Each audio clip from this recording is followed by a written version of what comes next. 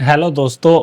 आज मैं जिस कहानी को लेकर आपके सामने प्रस्तुत हूँ वह कोई काल्पनिक गाथा नहीं है, बल्कि उत्तराखंड के इतिहास की एक अमर और यथार्थ वीर कथा है।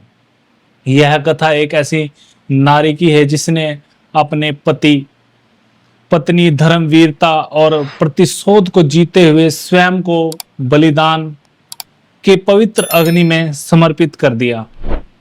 यह घटना उस समय की है जब गोरखाओं और कांगड़ा रियासत के बीच भयंकर युद्ध चल रहा था। कांगड़ा नरेश संसार चंद के गढ़वाली कीर्ति सिंह नैना सिंह थापा। युद्ध के मैदान में गोरखा सेना ने सेनापति नैना सिंह थापा के साथ भीषण टक्कर हुई।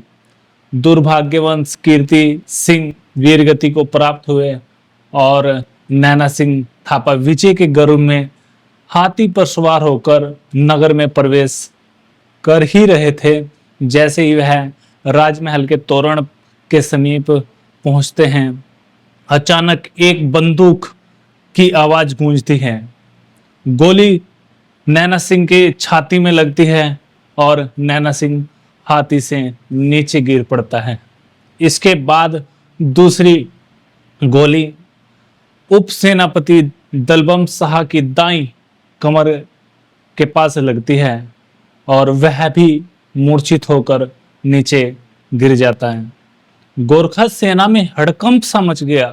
वे तुरंत यह जानने के लिए उस 2 मंजिले मकान में घुसे जहां से गोलियां चलाई जा रही थी।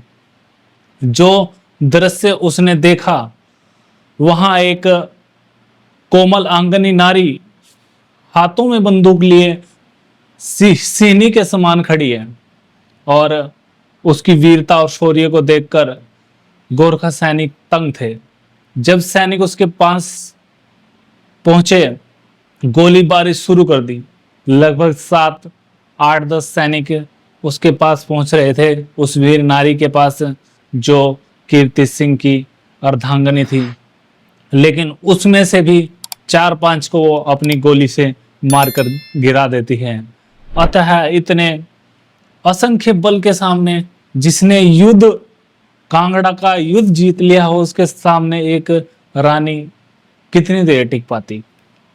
जब यह समाचार नैना सिंह थापा को मिला तो उन्होंने उस महिला को अपने समक्ष प्रस्तुत करने का आदेश दिया और वह वीर नारी झुकी नहीं, डरी नहीं।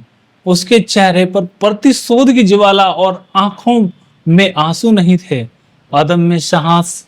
और नैना सिंह उससे पूछते हैं कि तुम कौन हो? तुमने हम पर गोलियां क्यों चलाई?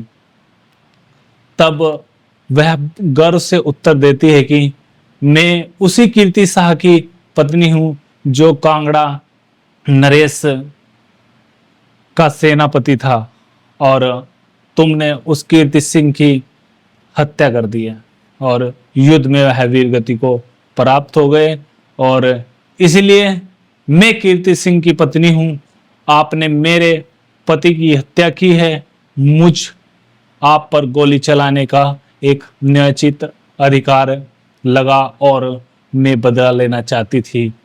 मुझे खेद है कि इस रणभूमि में प्राण नहीं दे सकी, लेकिन अब आप मुझे मृत्यु दे सकते हैं ताकि मैं अपने पति से मिल सकूं। यही बात सुनकर नैना सिंह का वीर हृदय पिघल आया। उसने कहा कि मैं तुम्हारी भावना अद्वितीय है और तुमने जो साहसिक कार्य किया है वह तुम पति के प्रति तुम्हारे धर्म का एक प्रमाण है। मैं चाहता हूं कि तुम हमारे साथ नेपाल चलो। नेपाल नरेश आपको पेंशन देंगे और आपके सम्मान और आपकी प्रतिष्ठा को हम बनाए रखेंगे। लेकिन उस धीर वीर नारी ने, उस सती वीरांगना ने उसके प्रस्ताव को ठुकरा दिया। उसने दृढ़ स्वर में कहा कि मैं अपने पति के साथ जाना चाहती हूं, वह मेरा अंतिम धर्म है। और यह बात सुनकर नैना सिंह विचलित हो गया। उन्होंने कीर्ति शाह का पार्थिव शरीर उस रणभूमि से मंगवाया जहां वे वीर गति को प्राप्त हुए थे और विधि पूर्वक अंतिम संस्कार की तैयारी करवाई। फिर उस वीरांगना ने अपने पति की चिता में स्वयं प्रवेश कर लिया और वह सती हो गई। और यह इतिहास में दर्ज है। सती होने के 15 दिन बाद ही स्वयं गोरखा सेनापति नैना सिंह थापा भी यह संसार छोड़कर चला जाता है।